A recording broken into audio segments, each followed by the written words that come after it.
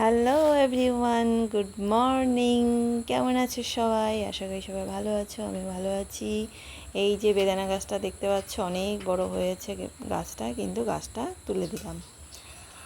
আর আজকে যেহেতু রবিবার, এটা কিন্তু রবিবারের ভিডিও। মটন রান্না হচ্ছে অনেক দিন পর। আর যে গাছটা দেখতে পেলে না, ওই গাছটার মানে অনেক দিন হয়ে গেছে, 1.5 বছরের মতো হয়ে গেছে গাছটার বয়স। আগে সামনের দিকে ছিল, জল জমেছিল, তো গাছটা একদম মরে গেছিলো, মানে একদম শুকিয়ে গেছিলো। তারপরে ওটাকে তো তুলে ফেলা হলো। তো তোমাদের দাদাভাই বললো যে ফেলে দিবে, তা আমি ভাবলাম যে না, ওটাকে আবার লাগিয়ে দিই, দেখি হয় নাকি।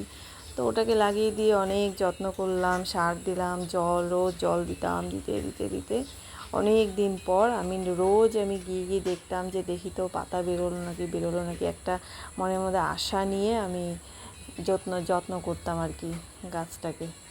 বলতে গেলে একটা শুকনো ডাল। তো ওটাকে যত্ন করতে করতে করতে তারপরে একদিন দেখি হুট করে লাল লাল পাতা বেরোচ্ছে। আমি তো দেখে এতটা খুশি হয়েছিলাম যে বাহ, একটা মানে মরা গাছে একটা জান পেয়েছে, মানে খুব খুশি হলাম দেখে। তারপরে দেখি আস্তে আস্তে গাছটা প্রায় নিজে দেখতেই পেলে অনেক বড় হয়ে গেছে, লম্বা হয়ে গেছে। তো তার মধ্যে 4-5 বার ফুল ফুটেছে, ফল হয়েছে, কিন্তু হচ্ছে না, সব পড়ে যাচ্ছে, একটাও হচ্ছে না। আর আমি শুনেছি নাকি যে বেদানা গাছ নাকি বাড়িতে রাখতে হয় না। জানি না এটা কতটা সত্যি না মিথ্যে। আর যেহেতু বেদানাও হচ্ছে না, সব পড়ে পড়ে যাচ্ছে, এতবার হওয়ার পরও, আর রাখাও বলে ভালো না, তাই জন্য গাছটাকে উঠিয়ে ফেললাম। এই যে দেখো, এখানে মাংস প্রায় হয়ে এসছে। এই যে এখন প্রেশার কুকারে দিয়ে সিটি দিয়ে নামিয়ে নেব। ভেবেছিলাম প্রেশার কুকারে দিব না, কিন্তু আবার না দিলে তো সেদ্ধ হবে না, অনেক টাইম লাগবে, যেহেতু মার্কেটে যাব আজকে, তাই জন্য তাড়াহুড়ো আছে জন্য।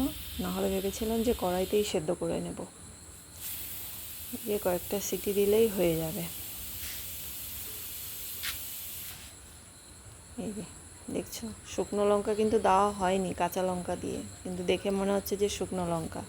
কালারটা কত সুন্দর। আর এই যে দেখো,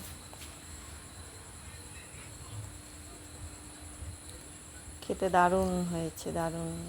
আর রান্নাটা তো আমি করিনি, দেখতেই পেলে রান্নাটা কে করেছে। এই দেখো, সেই স্বাদ হয়েছে খেতে, দারুণ দারুণ। এখন যাব, এই যে রেডি হয়ে বেরিয়ে পড়েছি, যে বাইপাস, আমাদের এখানে ইস্টার্ন বাইপাস রাস্তা। এই যে দেখো, শিলিগুড়ি বিধান মার্কেট। এটা এত ভিড়, মানে কি বলবো, যেরকম ড্রেস নিতে যাচ্ছি সেরকম পাচ্ছি না, শুধু মানে ঘুরেই যাচ্ছি। আমি তো অল্প কিছুটা তোমাদেরকে দেখাচ্ছি।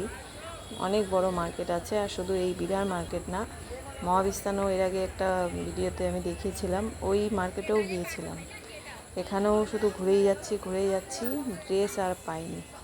আর আমাকে ড্রেস অন্যদিন নিতে হবে, আজকে আসাটা মানে বেকার। নিয়েছি যেগুলো টুকটাক কয়েকটা জিনিস নিয়েছি, এছাড়া আর কিছু নেওয়া হয়নি। তো চলো রাখছি, ভালো লাগলে একটা লাইক, কমেন্ট, শেয়ার আর সাবস্ক্রাইব করে দিও। বাই।